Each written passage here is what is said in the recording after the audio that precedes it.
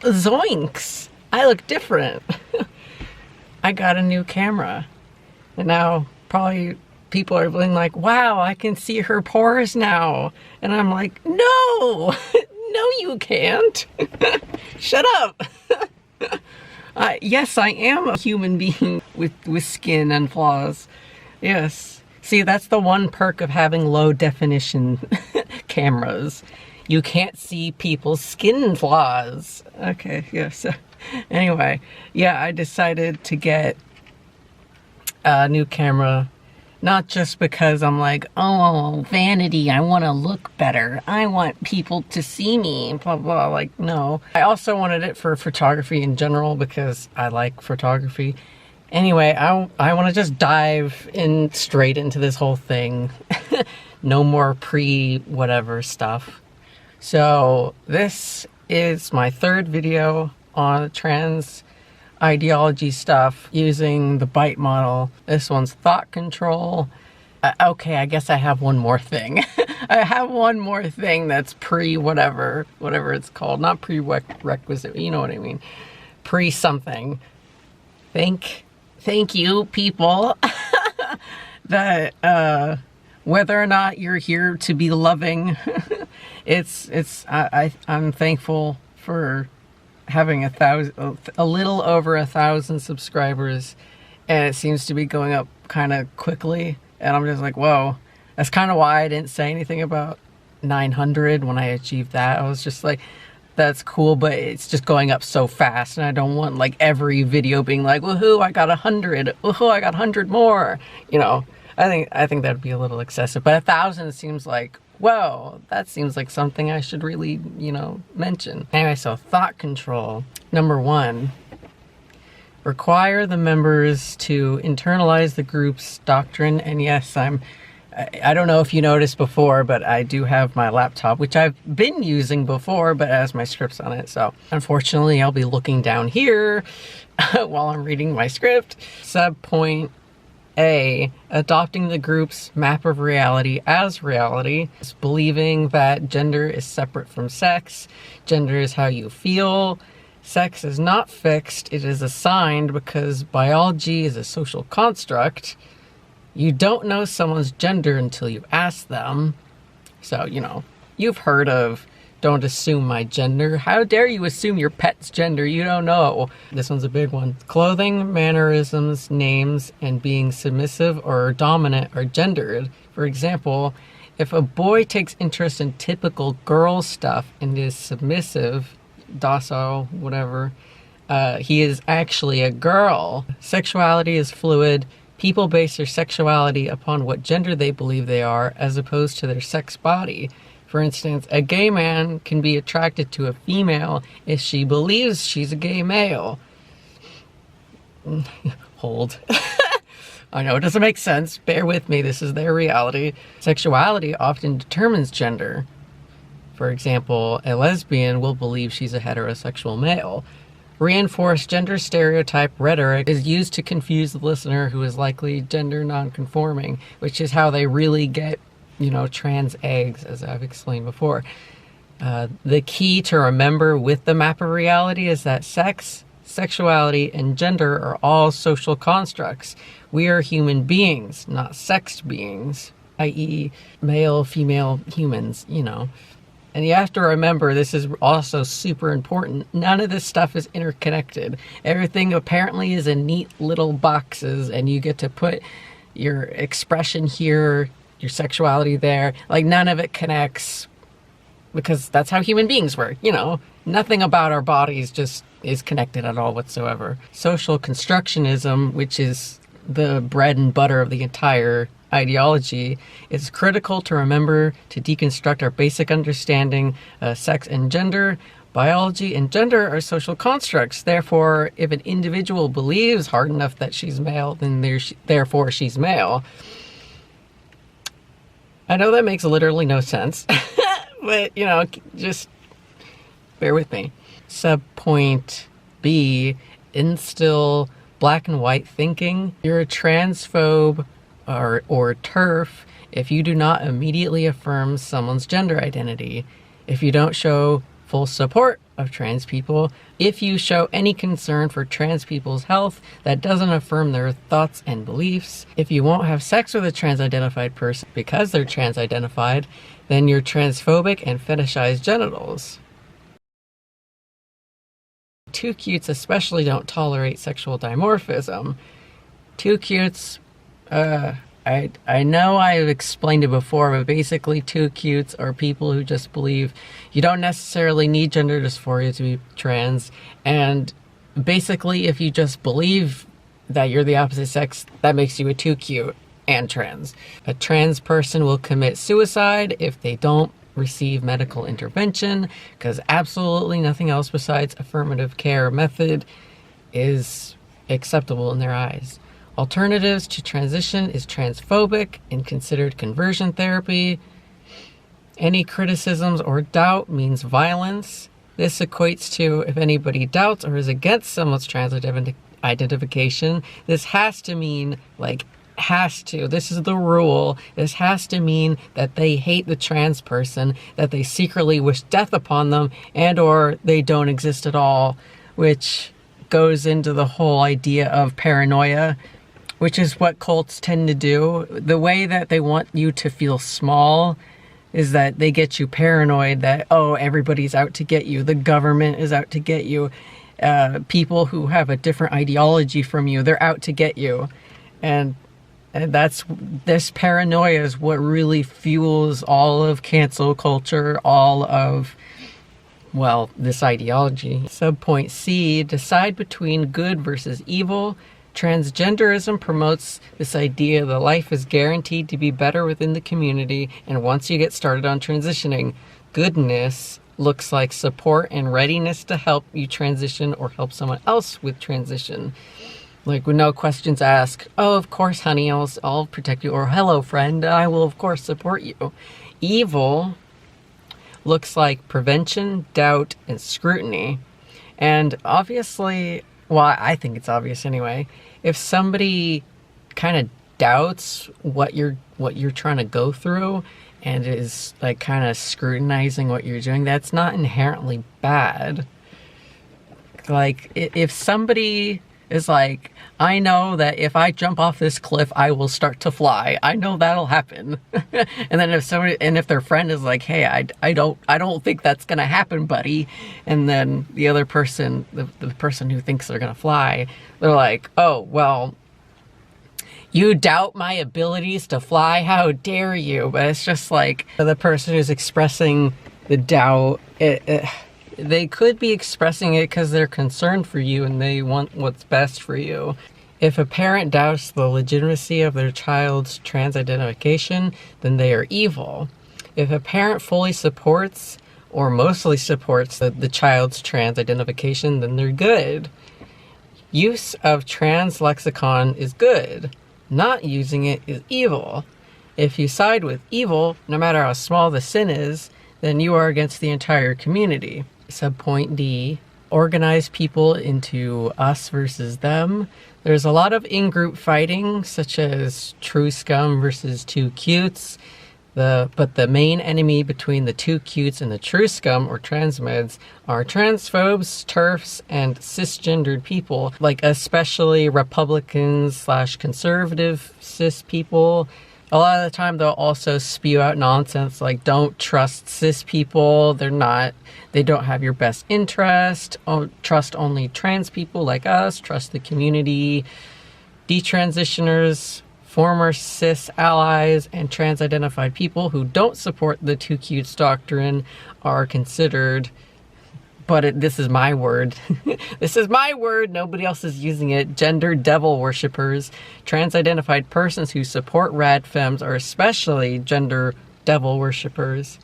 So point 2, change the person's name and identity. For instance, I made up this person. This person probably doesn't exist, but Carl, a biological male, probably, let's say he's homosexual, and he's a little bit like on the submissive side, especially sexually, decides that he's trans-identified. He changes his name to Susan. I don't know why. These are like my baby boomer names that I just have stored in here automatically. They just come out, man. He changes his name to Susan, purifies and heals his body by bathing its veins in, I believe you pronounce it estradiol, and testosterone blockers, gets gel implants to form what looks to be breasts, inverts his penis, and insists that heterosexual males have sex with him. Carl is dead. Susan lives on. Cleansed, rebirthed as Susan. And yeah, I mean, that's what I went through as well. It was like, oh, the old Willow's dead. Of course, that's not my birth name, but she's dead. Now this other person comes in and he's taken over. And a lot of the times these people will, like, some of them will be like, oh yeah, that's still me though, technically. But then there's something about it where it's just like, that can't be me anymore because that's a girl or that's a boy. So it is a new identity, and because they're identifying as the opposite sex, like, it's right in the name.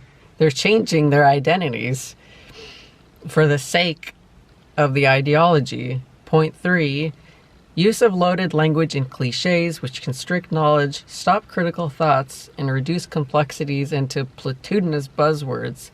So TRAs, trans rights activists, will often overwhelm outsiders, more specifically those they deem as eggs, with their definition of gender, sex, and sexuality, to the point where they unfreeze people from their previous understanding of biology, sexuality, and gender. And by unfreeze, Stephen Hassan means that, like, before you were frozen in this one sense of, in this case, biology, you knew it was a thing that is just, it's what we see, and we have studies on it and stuff like that, and we trusted science, right? But then, you know, this ideology comes around, TRAs rear their ugly head into our business, and they say, no, it's all a social construct. You're all dreaming. Nothing is real. But mine is more real than biology. Yes. So you're unfrozen. You unfreeze this person from their previous understanding of biological reality. I hope that makes sense.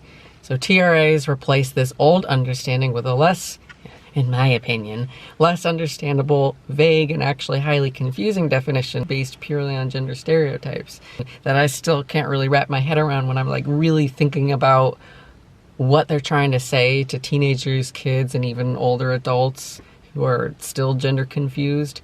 They reinforce gender stereotypes to make their point, which seriously confuse gender non-conforming kids and teens as well as adults. Everything is gendered, and you have only 3 categories: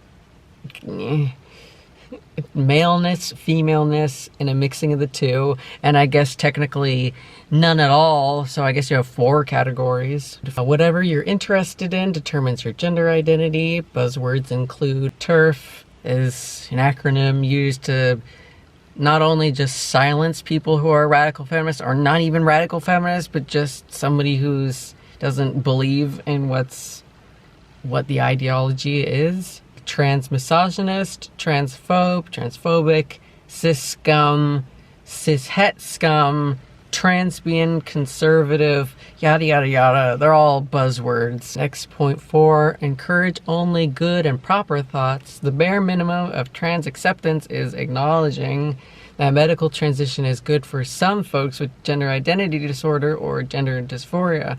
But most of the trans community wants you to believe that medical transition should be available for everyone with gender identity disorder or gender dysphoria, or those who don't at all experience those things at any age, even a baby, apparently.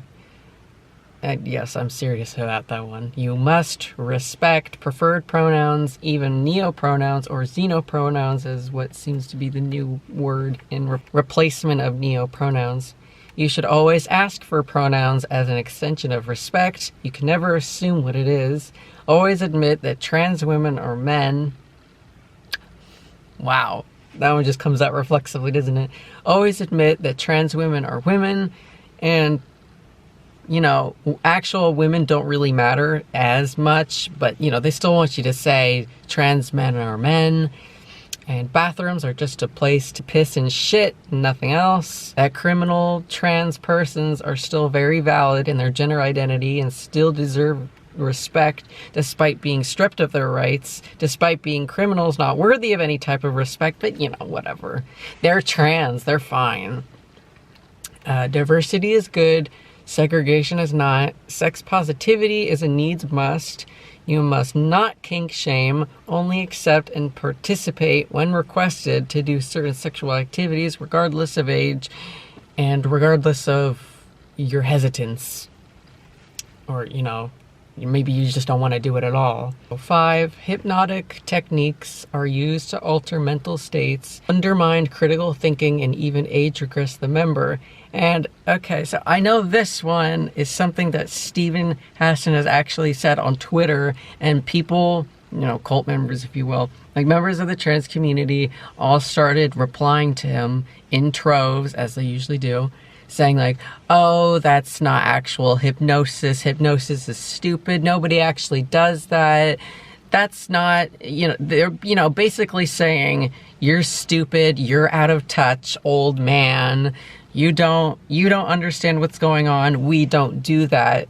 And, you know, just completely gaslighting his, you know, very minimal knowledge of what it is. But they're, you know, they're saying they're denying what's happening. But it's actually very real. And again, like a lot of the trans community is a very elected, like self-elected thing. So what ends up happening is you've happened upon this kind of porn and then you get swept up into it. Or maybe you had a hookup, or you had a girlfriend or like a partner who was kind of into it, and or something like that. You know, you'd had previous thoughts of, I'm not attractive and worthy of any other relationship, but it seems like I am attractive and worthy if I'm a sissy or a bimbo or forced feminized. That's the only place that I'm worthy of attraction toward, in this case, women. So the ones that I'm aware of are sissy hypno porn, forced feminization, bimbofication, and these are all very legitimate methods, even though they sound silly, they sound kind of ridiculous, especially to people who are like, I don't believe in hypnosis. Like, of course that sounds stupid, but believe me, if somebody wants to be hypnotized and they really are curious about what's going on, they're gonna go under the hypnotic spell and they're gonna be into it. Like, just because you don't believe it'll happen doesn't mean it won't happen to somebody else, basically, is what I'm trying to say. It's actually getting pretty warm in here now. Yes, winter is over, by the way. I told you it only lasts for a couple days. So what happens, I'll briefly tell you, give you a little rundown what it is. Sissy, hypnoporn, forced fembomification, they're just basically different words to summarize. It's all one thing. This is where a sexually dominant woman commands a man, usually younger, but it doesn't really matter, in such a way to humiliate and emasculate him by dressing him up in female clothes and treating him like a submissive female. Male viewers, I looked it up to better understand what it is, this thing that I'm like gonna be talking about. I looked it up. And I was kind of honestly disturbed. From what I could gather, male viewers who are, you know, into the hypno sissy porn stuff, they typically seem to have tiny dicks or micro dicks who are pushovers and gravitate toward this porn, and they get seriously into it. And because they get seriously into it, they start believing that this is the only way to get intimacy from women. The second hottest thing besides a hot woman is to be the hot woman. and that's kind of what goes on in their head. Another thing that I can gather from it is that there seems to be a lot of self-hatred and hatred for men, and it's probably from misandrist thoughts and beliefs from certain people. And not to throw some feminists under the bus, but a lot of feminism will be misandrist, and they'll think like men are disgusting human beings, they're always evil, they are born rapists, blah blah blah, and therefore just men are completely useless. So then a young man or boy is growing up in that kind of environment will start believing, well, I am a piece of trash, so it seems that it would be better if I was female instead. And so the sissy hypno porn, the forced femme, and the bimbofication goes into this whole, I would be a better human being if I was female instead.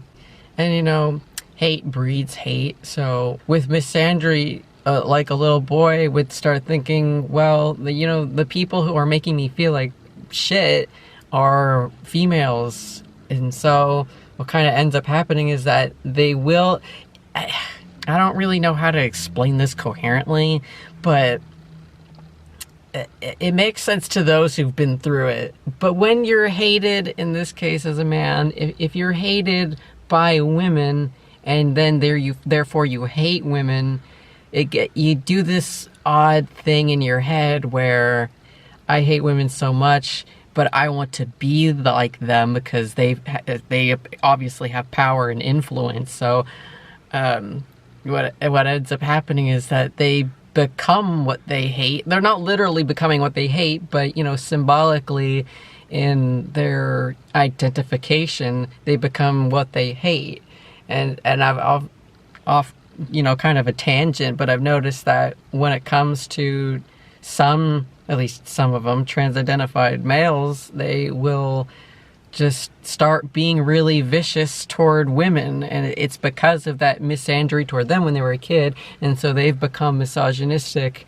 And even though they're masquerading around as women, you'd think like, oh, well, if you're going to be a woman, then you kind of understand our struggles as women. But it's like, no, they're going to be misogynistic toward women.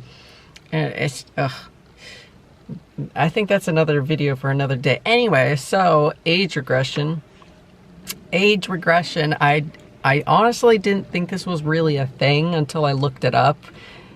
Age regression trans, it's a thing. Age regression looks like new members accessing their childhood memories and cherry-picking the memories and feelings of any perceived gender dysphoria, and they are willing to hold those memories as true overall. This technique is usually applied strongest to people who develop rapid onset gender dysphoria. Age regression also is used to comfort members, especially because often that was during a time before puberty had set in, and that was when their golden years were in their mind. Because if you're gender nonconforming and it's before puberty, you're gonna think like, oh, that was the best time of my life because I was just kind of accepted as what I was. And then puberty set in and ruined all of it. This is also used to visualize themselves as the opposite sex as a teen or child to relive that time in their life that otherwise feels lost or stolen as their birth sex. So they'll age regress and also be trans as well. And that's really comforting to them. Point 6, memories are manipulated and false memories are created. This is similar to age regression. False/manipulated memories are where a trans egg recalls their early life and matches anything boyish if girl, vice versa for girls, to their criteria of what makes someone trans. This is definitely me. This is what I did. False/manipulated memories include tomboyishness, femboyishness, and by femboy, I mean somebody the opposite of tomboy for a boy. That's how I'm using the word femboy. I know other people use it differently, but false/manipulated memories include tomboyishness/femboyishness, not simply being gender nonconforming. It would register as not just gender nonconforming. Once the trans ideology like comes into their awareness, it's actually you being a stereotypical trans kid. All the bullying you've endured is because you're in the wrong body. Being same-sex attracted just means that you're a heterosexual boy trapped in a girl's body. Being the same-sex attracted, that person might manipulate their own memories, like, oh, or somebody else is talking to them about it, and they'll have their memory of just being a lesbian girl or a gay boy, and then that will be manipulated as, oh, well, you were actually a heterosexual boy or girl or whatever this whole entire time. And then it's like, oh, I guess it all makes sense now. Parents who are staunch trans allies or trans identified themselves, especially parents who have Munchausen syndrome by proxy, will manifest false memories in their kid.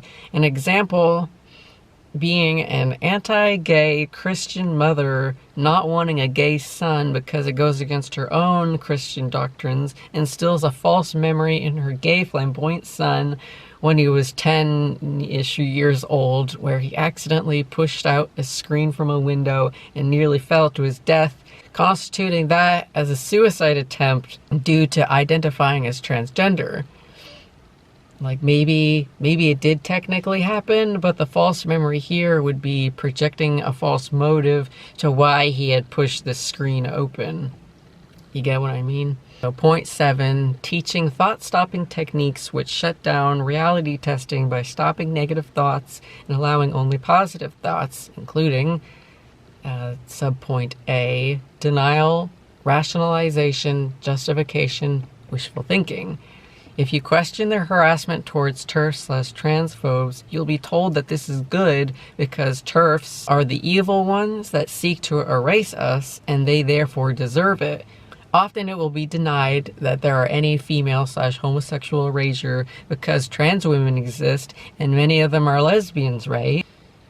If you have gender dysphoria, you would go into a gender clinic believing that you'll get help from professionals. And just a quick note, but if somebody is labeled and calls himself a professional, that doesn't necessarily mean they're super smart. Just so you know.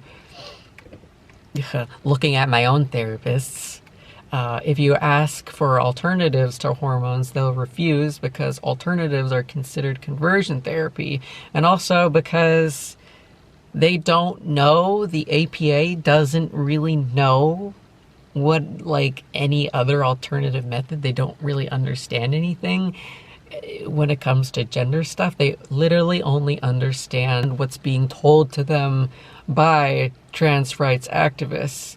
So if you come in with an alternative, they'll just be like, I don't know what you're talking about.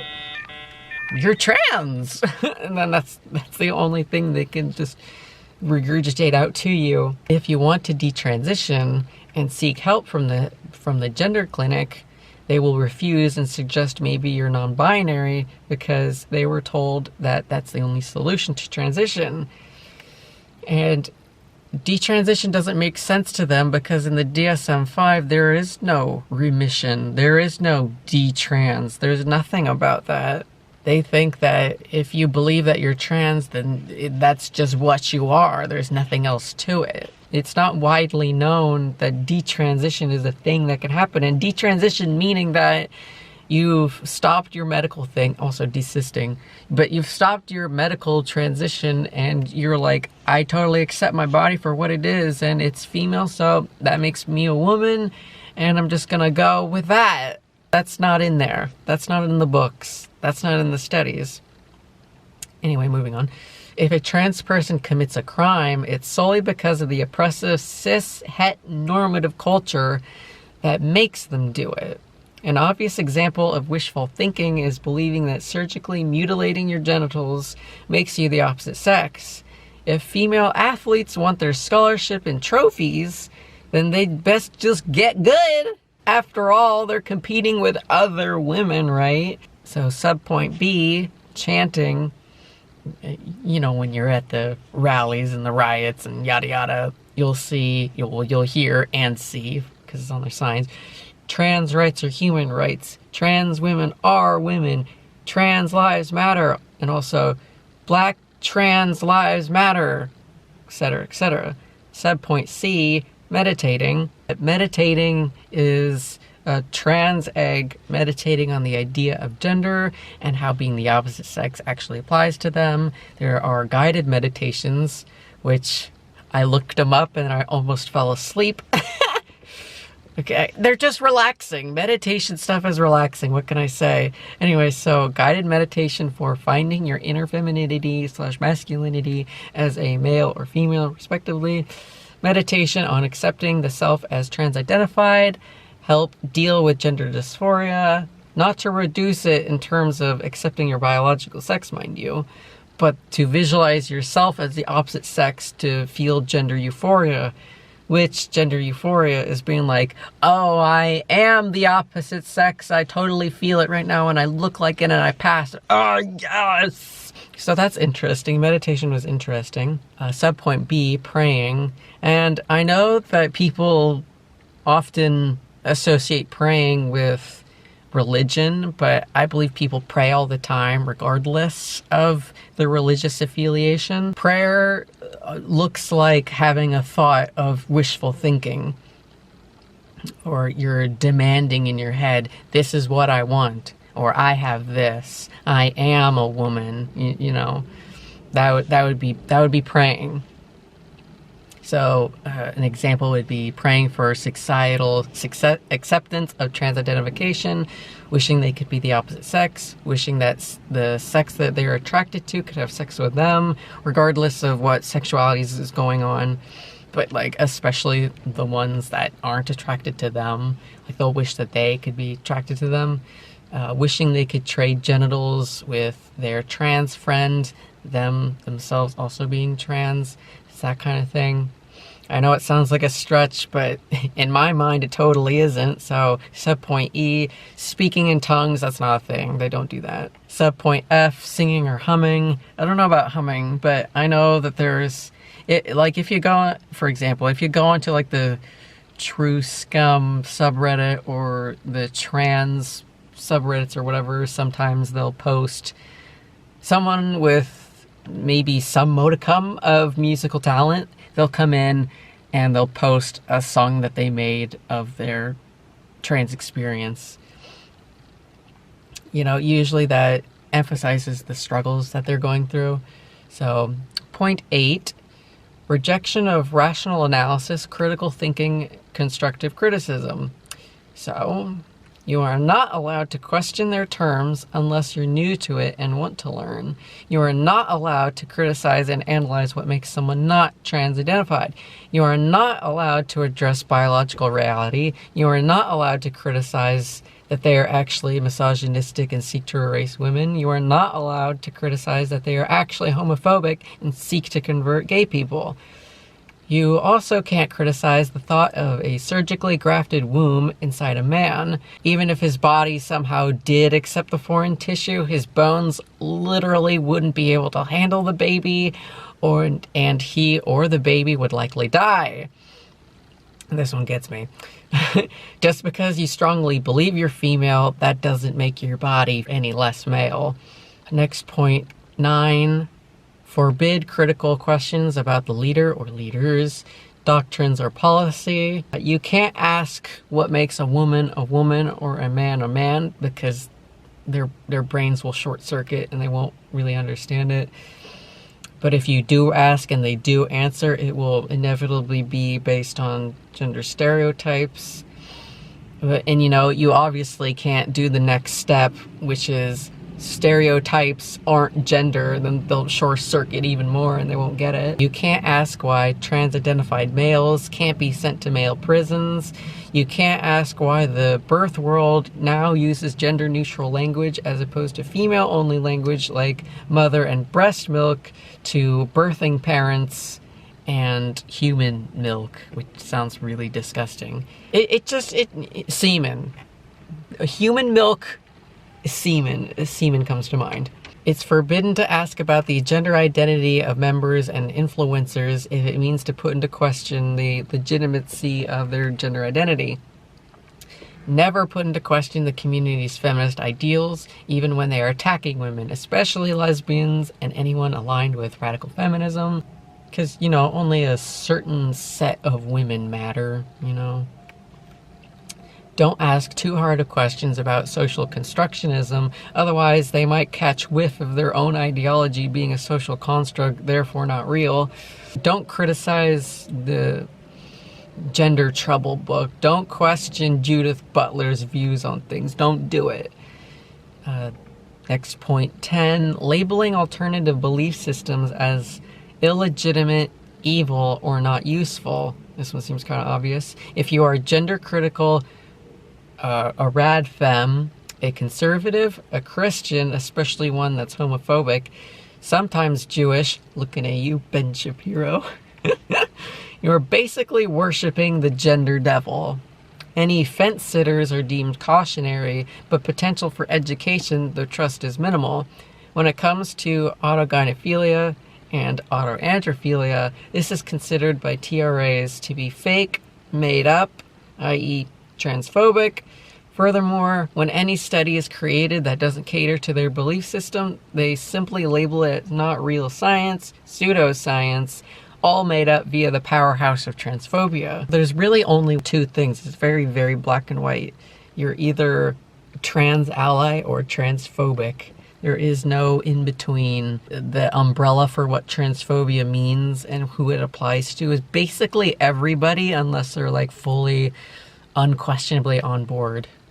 Anyway, so last point 11, instill new map of reality. When it comes to unfreezing someone, trans eggs or new allies or upcoming allies, TRAs will begin with small and seemingly innocuous statements, prompts, and questions. Most liberals can get on board with understanding and accepting homosexuality and sympathizing with their struggles. Hence why, like, I was into it too, because I thought it was like a gay thing too. It's like, oh, okay, of course I'm gonna accept this, because I totally accept homosexuality, like, yeah, duh. And so that's the primer. They'll prime your mind with ideas of homophobia and that's evil, and like, obviously, yes, that's evil, but you know, that makes sense, right? They then try to apply a female male hetero homo scale that the audience can interact with and apply to themselves. To explain feminine and masculine, they might say, quote, you wake up and you're wearing baggy gray sweatpants and a t-shirt. As you walk into your kitchen to prepare breakfast, you're expressing an androgynous to slightly masculine gender. However, you see your partner in the kitchen, as if any of you have partners. Okay, that was bad. However, you see your partner is in the kitchen and you prowl in like Halle Berry from Catwoman. Like, okay, then you're expressing a much more feminine. You're expressing femininely, like, okay. When you hear this stuff, it seems convincing because it really relies on your previous understanding of gender stereotypes. So when you visualize in your head, oh, gray baggy sweatpants and a t-shirt, men usually wear t-shirts and baggy sweatpants, despite the fact that I've seen so many like Tumblr users, you know, teenage Tumblr users who are women and they know they're women, and they just think they're being cute. And then what about the women who are wearing their boyfriend's plaid shirt or his t-shirt, and it's like oversized, and they just think it's cute, and they know full well that they're being very feminine, but according to this guy, no, you're being very manly right now. You're being a boy. Oh God, it doesn't make any sense. Anyway, so they're banking on you having preconceived notions of gendered stereotypes. They then seek to separate sex from the mind, that gender is in the brain and sex is in the genitals and therefore not at all connected to the body. Doesn't make any sense. Not even backed up by science, but whatever. They continue to break down your previous understanding of gender and sex using stereotypes and your compassion toward homosexuals. They'll even use liberal feminist lexicon, which seems to make even more sense to the unsuspecting liberal/Democrat. It all eventually builds up to the doctrine we all know and love. So that's pretty much thought control. That's what thought control is. I have all my sources in the description, so if you're curious and want to check them out, please look into my description and have a looky-loo. Yeah, that's a rundown. It's not every piece. There's so many more pieces to it, but I can only show you so much of how the trans community, some parts of it anyway, behave. This is kind of what they do. I hope you got something out of this. I hope it made sense to you.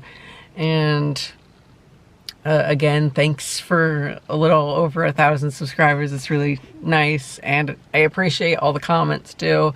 I'll see you hopefully next week. The next one's gonna be emotional control, and that'll be a lot of fun. That one's a pretty big one too. So anyway, yeah, I'll see you when I see you. Goodbye.